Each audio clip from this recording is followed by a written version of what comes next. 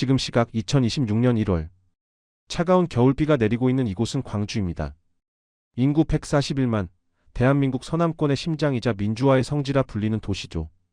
하지만 이 도시의 시계는 참 이상하게 돌아갑니다. 서울과 부산, 심지어 옆 동네 대전의 시계가 2026년의 미래를 향해 질주할 때 광주의 시계 바늘은 여전히 2010년대, 아니 그보다 더 먼 과거의 어느 지점에 녹슨 채 박혀 있습니다. 여러분은 고립이라는 단어를 들으면 무엇이 떠오르십니까? 섬? 감옥? 아닙니다. 2026년 대한민국에서 고립은 소비할 권리를 박탈당하는 것을 의미합니다. 남들은 슬리퍼를 신고 스타필드에 가고 주말이면 코스트코에서 카트를 끄는 게 지극히 평범한 일상이 된 시대에 이 거대 도시는 철저하게 그 평범함으로부터 소외되어 있습니다.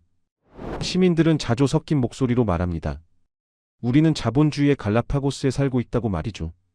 도대체 왜 140만이 사는 광역시에 그 흔한 창고형 할인 매장 하나, 제대로 된 복합 쇼핑몰 하나가 없는 걸까요?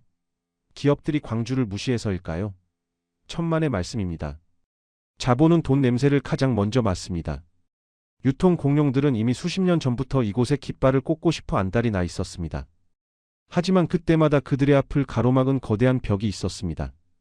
바로 보호라는 이름의 명분, 그리고 그 뒤에 숨은 기득권의 카르텔입니다.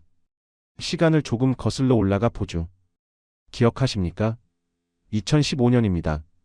당시 신세계그룹은 광주 서구 유스케어 부지에 약 7천억 원을 투자해 특급 호텔과 면세점, 백화점을 결합한 호남 최대 랜드마크를 짓겠다는 청사진을 내놨습니다. 당시 광주는 국제수영선수권대회 같은 굵직한 행사를 앞두고 있었지만 VIP를 모실 5성급 호텔 하나 없어 국제적 망신을 당할 처지였습니다. 시민들은 환호했습니다. 낙후된 도시에 드디어 제대로 된 인프라가 생기는구나 기대에 부풀었죠. 하지만 그 기대가 절망으로 바뀌는 데는 그리 오랜 시간이 걸리지 않았습니다. 소상공인연합회와 시민단체들이 결사반대의 머리띠를 둘렀기 때문입니다. 그들은 재벌 대기업이 골목상권을 다 죽인다, 소상공인 다 굶어 죽으라는 거냐라며 격렬하게 저항했습니다. 당시 더불어민주당을 비롯한 지역 정치권 역시 표를 의식해 이들의 손을 들어줬습니다. 결국 2년 뒤인 2017년 신세계는 패기를 들고 사업을 전면 철회했습니다. 7천억 원짜리 투자가 공중분해된 겁니다.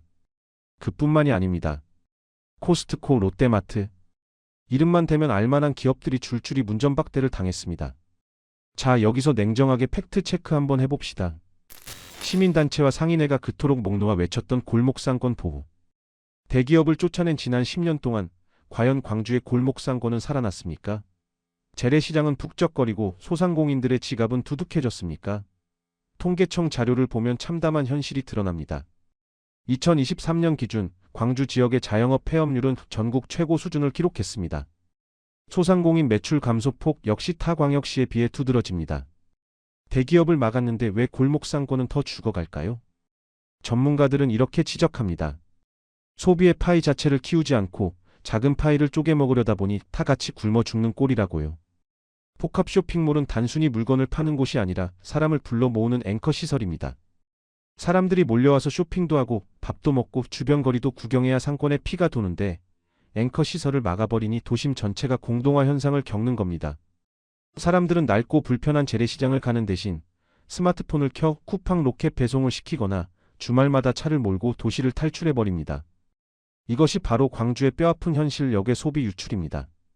한국은행 광주 전남본부의 보고서에 따르면 광주 시민들이 타 지역에 가서 쓴 카드 사용액, 즉 역의 소비 유출 비율이 매년 증가하고 있습니다.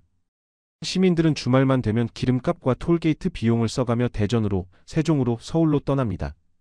그곳에 가서 밥을 먹고 옷을 사고 영화를 봅니다. 광주에서 벌어들인 돈이 고스란히 다른 도시의 세금으로, 다른 도시 자영업자들의 주머니로 들어가는 겁니다. 우리는 이것을 경제적 자해라고 부릅니다. 가장 극적인 비교 대상은 바로 옆 동네 대전입니다.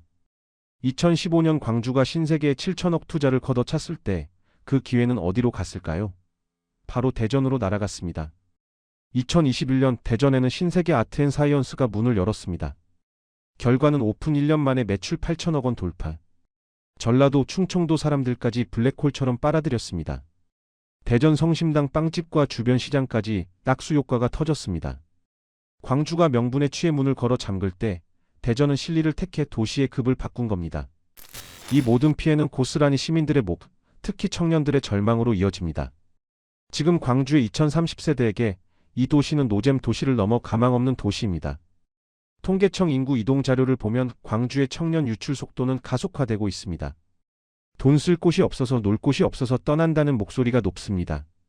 젊은 세대에게 스타필드는 단순한 가게가 아니라 내가 사는 도시의 레벨입니다. 청년이 떠난 도시에 남는 건 늙어가는 노인들과 빈 상가들 뿐입니다. 물론 변화의 조짐은 있습니다. 시민들의 분노가 폭발하면서 더현대 광주, 그랜드 스타필드 계획이 다시 추진되고 있습니다.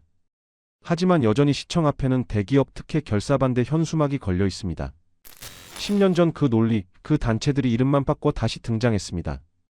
그들은 여전히 시민의 삶보다 자신들의 이권을 앞세우고 있습니다. 역사는 반복됩니다. 쇄국 정책으로 문을 걸어 잠갔던 조선은 결국 토태되었습니다. 도시도 마찬가지입니다. 상생은 같이 사는 것이지 같이 죽는 게 아닙니다. 끝으로 묻겠습니다. 상생이라는 이름 아래 우리는 언제까지 서로의 발목을 잡고 익사해야 합니까? 이 지독한 역설에 대한 여러분의 날 선 생각을 기다립니다.